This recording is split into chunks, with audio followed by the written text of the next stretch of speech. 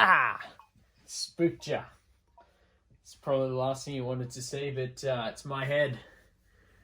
Hello, and welcome to another episode of WhiskefyTV. I'm your host, Jez. It is Whiskey Wednesday, and it is episode... I didn't write down what episode was it last week.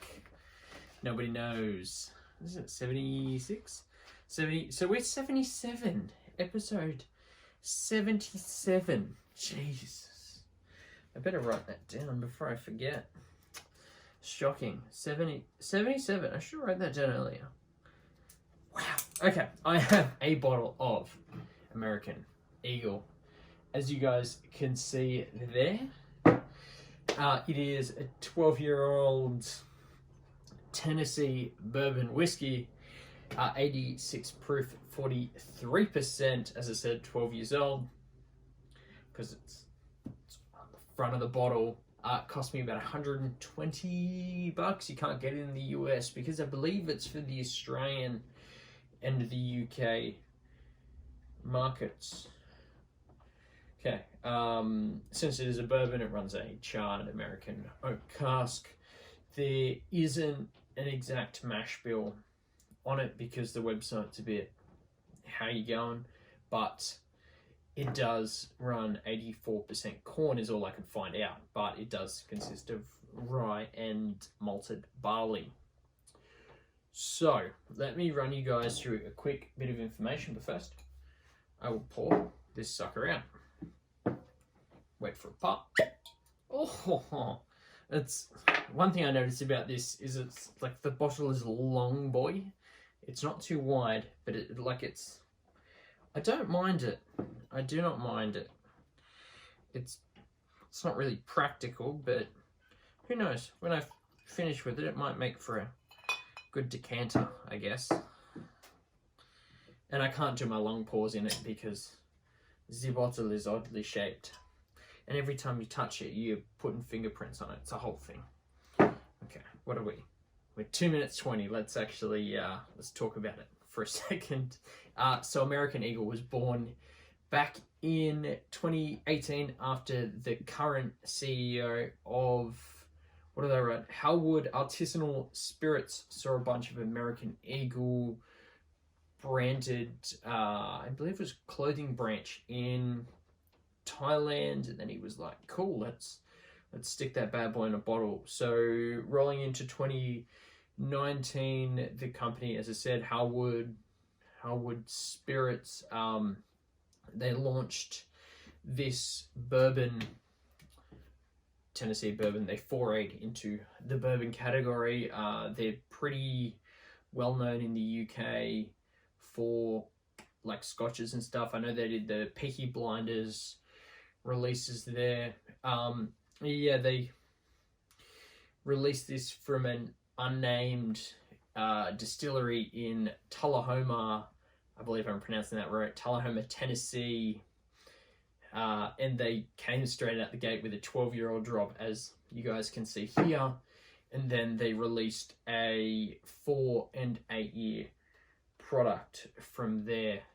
They come into a bit of trouble last year, so 2020, when these guys tried to register, so they registered their trademark in 2018, and then it came to last year and they had an issue with Sazerac over a trademark infringement, as you can see, because of the word Eagle on there. Obviously, Sazerac is well known for their Eagle Rare. You guys probably see the bottles behind me. Well known for their Eagle Rare, and obviously that's a bit of an issue for them because a new company comes out with a drop calling American Eagle, and people would be thinking that, it's some way affiliated, especially because there's no branding on the front of the bottle other than an eagle and the word eagle, I guess, makes sense. But yeah, so that was that. And I think that was all I had written down for those guys. So we're at almost 5 minutes now, so let's hook into the tasting. Poured it out in my trusty Denver and Lily glass. I do like the colour on this. It's typical copper. I just spilled it everywhere.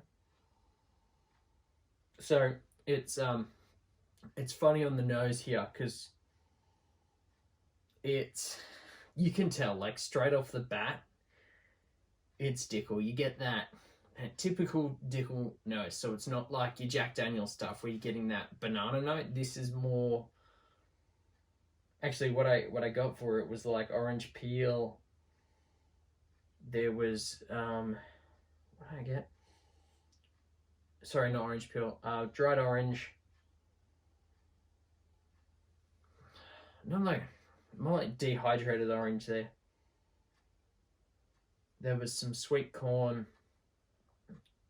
and some mineral notes, what they call Flintstone vitamins. It was, I believe, a vitamin that came out.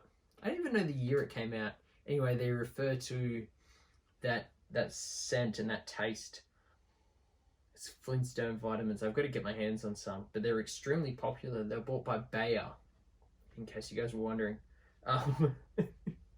There was also like a cilantro, coriander vibe there, so people will be like, ugh, terrible, how are you getting that? Well, go smell some dried coriander and it'll turn you off it straight away. I think that was it.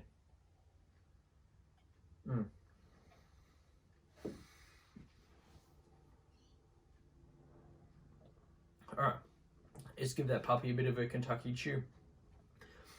And I'm getting this mid viscosity, a full mouth coating of spices I flicked around, not like that Canadian rye I was playing with a few weeks ago. This was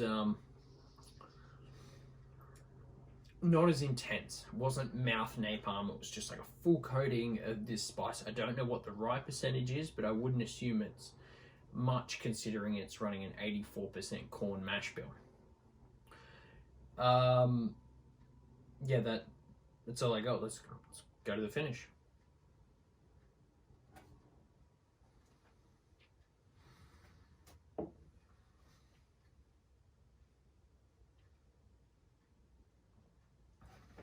So once again, it's got this dried orange note that kind of carries, dehydrated orange note that carries throughout it.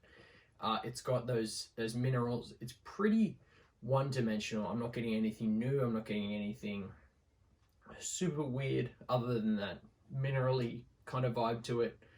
And it's like a dash of vanilla in there as well. But other than that, super one-dimensional. Nothing that kind of goes, wow, this is incredible.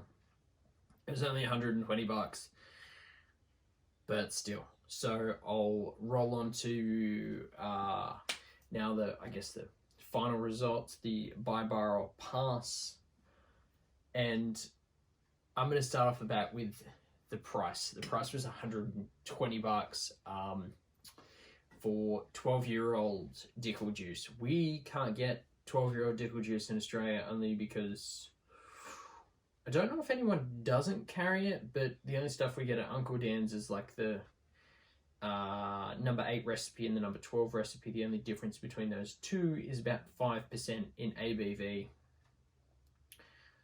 That's it. No other information online anyway that I could find. The other stuff I bought was, I believe, a 15-year-old Dickel juice. That cost me $265. And there might have been a little bit more flavour in there, but other than that, I wouldn't pay $265 for a couple years more. Hopefully we start seeing the Dickel barrel picks here in Australia, because that'd be fun.